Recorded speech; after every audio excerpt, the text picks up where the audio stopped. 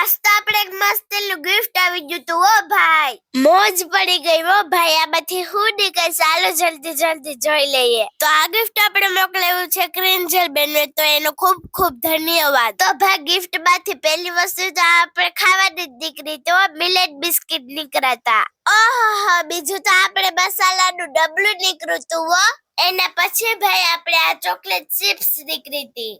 આજ તો આપણો દી સુધરી ગયો ભાઈ. ખાવાનું જ નીકળ્યું બધું. એના પછી પણ ખાવાની જ વસ્તુ નીકળી હો ભાઈ. આજ તો બધી વસ્તુ ખાવાની જ નીકળી ગિફ્ટ માંથી.